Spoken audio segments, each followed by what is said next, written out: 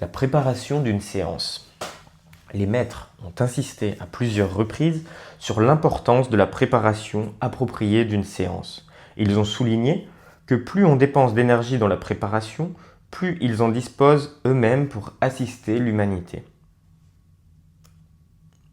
Saint-Germain a dit : à côté de l'obligation envers le groupe, l'étudiant moyen a d'autres obligations. Il doit supporter la charge tenace de son propre karma et, à côté de son amour pour la lumière, il doit faire face à la nécessité de gagner sa vie. Je pourrais continuer indéfiniment. L'étudiant apporte tout cela en classe. Un jour, dans les nouveaux temples, nous devrons écarter quelque peu les chaises parce que les auras se seront étendues à une distance considérable, même pour les personnes les plus léthargiques. Et ces auras transportent énormément les soucis qui assaillent la journée, les tracas de l'esprit et du cœur, les affaires de famille, les ennuis, les ressentiments, les confusions et la dépression. De telles auras se trouvent même chez les meilleurs étudiants. Nous commençons par purifier les auras individuelles. Une aura est le champ de force d'un individu qui s'étend vers l'extérieur jusqu'à plus de 6 mètres. Nous essayons d'en extirper les pensées erratiques et les préoccupations monétaires, de vider les tiroirs qui débordent, d'écarter les chefs ronchonneurs, les épouses et les maris mécontents, les factures et les gens. Cela peut paraître drôle, mais si vous ne faites pas usage du feu violet, voilà ce à quoi nous avons affaire. Aussi, utilisez le feu violet. Faites-le éclater en vous d'abord, car vous savez qu'il y a dans la plupart de vos mondes plein de billevesées, des factures et des chaussures qui font mal aux pieds, et bien d'autres choses. Vous savez que ce sont des formes pensées très très puissantes. Dès que vous entrez en contact avec l'énergie du sanctuaire ou de la salle, alors utilisez le feu violet dans une heureuse, joyeuse radiation. Préparez-vous à la séance de la manière suivante. Avant l'arrivée des participants, le directeur du groupe joue quelques musiques inspirantes et projette le feu violet à travers la salle.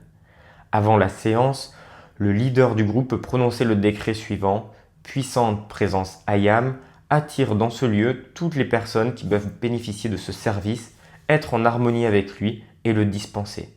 Écarte tous les autres. Avant le service, chacun devrait calmer ses corps intérieurs. Les membres du groupe le font soit à la maison, soit en se rendant sur le lieu. Ils peuvent écouter de la musique qui les inspire, se mettre en contemplation ou prononcer quelques décrets plus particulièrement en rapport avec la flamme violette. 4. Un ange cérémoniel est assigné au directeur de groupe et d'autres, en stage de formation, le sont pour chaque membre. Ces anges arrivent à la séance bien en avance. En calmant ses corps intérieurs, chaque individu s'élève à son niveau maximum de service au groupe. En d'autres termes, si les étudiants arrivent prêts au rendez-vous, les corps intérieurs reposés, la légion angélique n'a pas à remplir cette tâche, et plus d'énergie et de radiation de la présence maîtresse sont donc disponibles pour le groupe et pour l'humanité.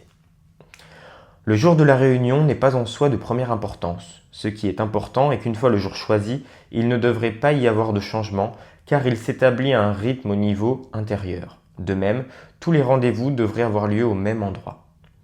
Si le groupe est important, certains membres peuvent s'installer à la première rangée pour préparer le sanctuaire. Cela a pour effet supplémentaire de former un cercle de protection autour du directeur de groupe.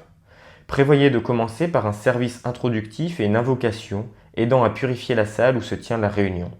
Après cela, faites une visualisation de la flamme violette.